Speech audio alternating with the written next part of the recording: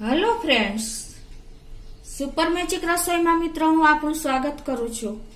આજે હું ગોળના મોહનથાળની રેસીપી તમારી સાથે શેર કરું છું મિત્રો। તો તમને ચોક્કસ આ ઉપયોગી થશે જન્માષ્ટમી ઉપર। તમને ગમે તો લાઈક કરજો, શેર કરજો અને સબસ્ક્રાઇબ કરવાનું તો ભૂલતા જ નહીં।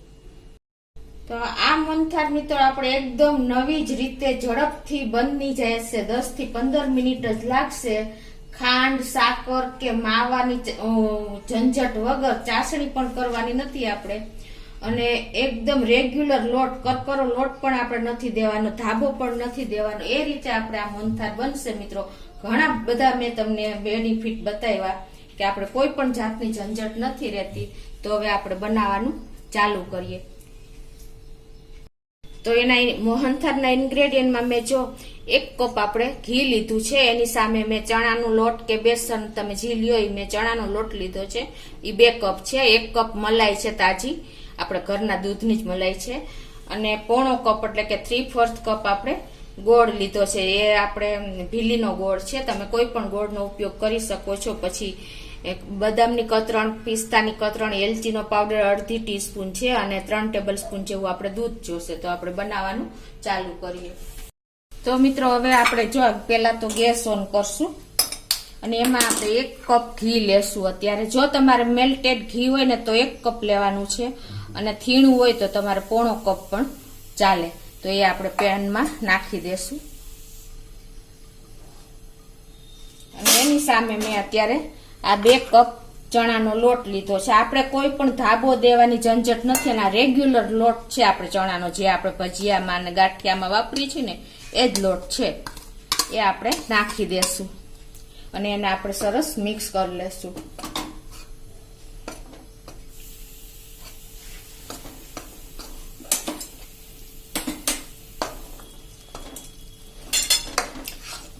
ગેસની ફ્લેમ અત્યારે મીડિયમ છે। આ રીતે સરસ આપણે મિક્સ કરી લેશું। આ રીતે જો આપણે સરસ ઘીમાં મિક્સ થઈ ગયો છે, અને કન્ટિન્યુ આપણે ચલાવતા રહેશું। અત્યારે આપણને એકદમ થીક લોટ લાગશે, એટલે કે આમ ઘી કટોકટી લાગશે। અત્યારે તો મારે વધારે ઘી એડ જ નથી કરવાનું, કેમ કે 5 થી 7 મિનિટ આપણે આ રીતે શેકશું ને તો ઘી એમાંથી છૂટું પડતું જશે। એટલે આ રીતે આપણે કન્ટિન્યુ થોડોક મિક્સ થાય ત્યાં સુધી ચલાવશું। તો આ રીતે જો આપણે ચલાવ્યા પછી હવે આમાં સિક્રેટ ઇન્ગ્રેડિયન્ટ તરીકે હું તમને આપણે તાજા આપણે ઘરના દૂધની જ મલાઈ છે 1 કપ એ નાખી દઉં છું। આપણે આમાં ધાબો નથી દેવાનો, એટલે આપણે કણી મિત્રો આ મલાઈથી જ થશે। એટલે તમારે કોઈ પણ જાતની ઝંઝટ ધાબો દેવાની કે ચાસણી બનાવવાની આ મોહનથાળમાં આવતી જ નથી। અને એને આપણે કન્ટિન્યુ આ રીતે સ્લો ટુ મીડિયમ ફ્લેમ ઉપર ચલાવતા રહેશું।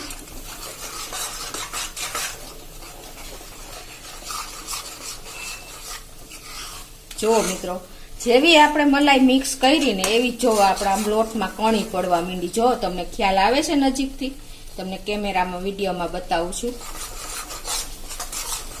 આપણે કન્ટિન્યુ આ રીતે ચલાવતા રહેશું।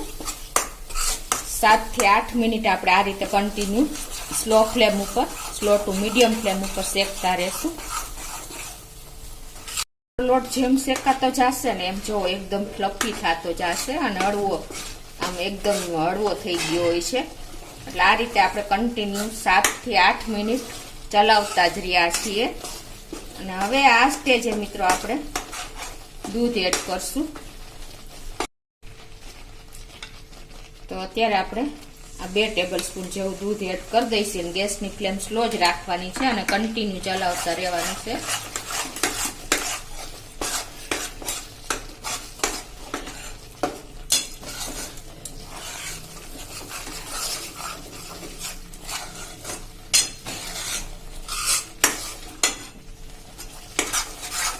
જો તમે નહીં ચલાવો ને તો નીચે આપણે દૂધ એડ કરીને ત્યારે આપણું આ બેટર ઠીક થતું જાય છે, એટલે બેસવાનો ડર રહેશે। તો આ ટાઈમે તમારે બહુ એકદમ સ્લો ફ્લેમ કરીને જ દૂધ એડ કરવાનું છે, અને હલાવતા રહેવાનું છે।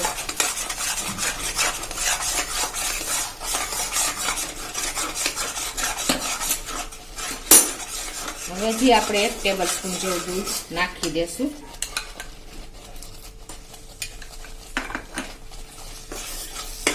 અને આપણે હજી આને કન્ટિન્યુ ચલાવતા રહેશું. આ રીતે જો મેં ટોટલી 3 ટેબલ સ્પૂન જેવું દૂધ નાખ્યું છે અને હવે આને આપણે કન્ટિન્યુ આ રીતે ચલાવતા રહેશું. આ રીતે જો આપણે દૂધ નાખ્યા પછી કન્ટિન્યુ હલાવતા જ રહ્યા છીએ એટલે આપણે 10 થી 12 મિનિટ જેવું થયું છે ટોટલી. અને આપણો કલર લોટનો પણ જો બદામી કલર જેવો થઈ ગયો છે. આટલો આપણે શેકવાનો છે, નથી મિત્રો આપણે ધાબો દીધો કે નથી આપણે ચાસણી કરવાની. કોઈ પણ બિગનર્સ હશે ને તો પણ એને આ લોટ તો ઈઝી પડશે મોહનથાળ બનાવવામાં. જો હવે આપણો કલર પણ એકદમ પરફેક્ટ આવી ગયો છે. હવે આપણે ગેસની ફ્લેમ બંધ કરી દેશું અને આપણે આને કન્ટિન્યુ નીચે ઉતારીને ચલાવતા રહેશું. જે સતપ થાય ને ત્યાં સુધી આપણે આને ઠંડો કરશું. જો આપણે વચ્ચે વચ્ચે ચલાવતા જ રહ્યા છે અને આપણો લોટ પણ હવે અત્યારે સતપ છે.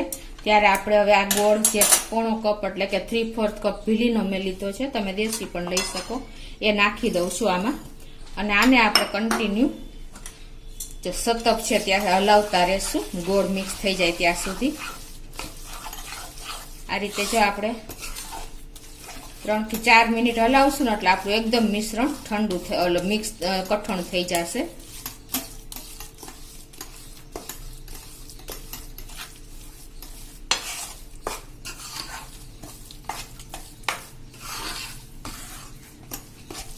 જો આપણો ગોળ પણ મિક્સ કરતા જાશું અને આ એલચીનો પાવડર મેં 1/2 ટીસ્પૂન લીધો છે, એ આપણે નાખી દેશું. અને આને આપણે જો હવે આપણું મિશ્રણ પણ એકદમ જો મિક્સ થઈ ગયું છે 3-4 મિનિટ આવી રીતે હલાવ્યું એટલે. અને ગોળ પણ આપણો બધો એમાં મિક્સ થઈ ગયો છે. અને આવું આપણું મિશ્રણ ગોળ નાખ્યા પછી તમે હલાવશો ને એટલે જેમ ઠંડુ થતું જશે એમ મિક્સ થતો જશે ગોળ, એમ આપણું આ મિશ્રણ આવી રીતે ઘટ થઈ જશે. જો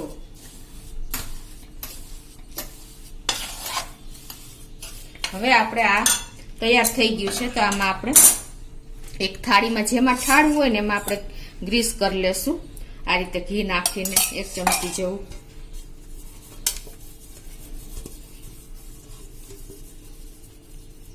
થાળીમાં આપણે જે આ મિશ્રણ છે મોહનથાળનું એ નાખી દેશું.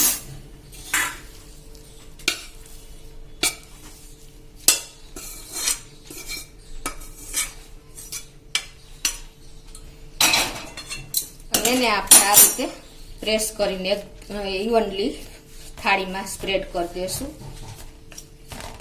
મિત્રો આ મોહનથાળ આપણો હેલ્ધી તો બને જ છે, સાથે સાથે આપણે ચાસણીની ઝંઝટ કે નથી આપણે કોઈ પણ જાતની ઝંઝટ વગર ઝડપથી નવી જ રીતે આપણા મોહનથાળ તમને મેં શેર કર્યો છે. તો તમે આ જન્માષ્ટમી ઉપર ચોક્કસ આ ટ્રાય કરજો. તો હવે આપણે આમાં ઉપર બદામની કતરણ મેં લીધી છે એ નાખી દેશું.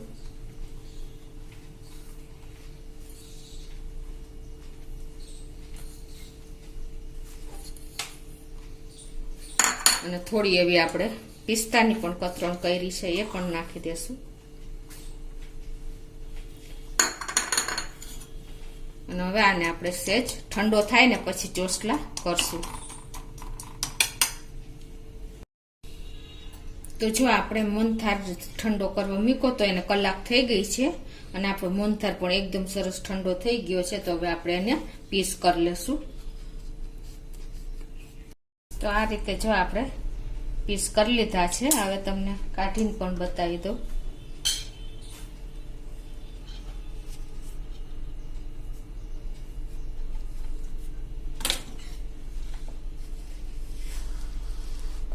જો મિત્રો એકદમ સરસ આપણી ઢેફલી તૈયાર થઈ છે. જો છે ને એકદમ સોફ્ટ, તમે મોઢામાં મૂકતા જ ઓગળી જાય એવી. જો એકદમ સરસ આપણો મોહનથાળ ગોળમાં ચાસણી કર્યા વગર ધાબો દીધા વગર તૈયાર થયો છે.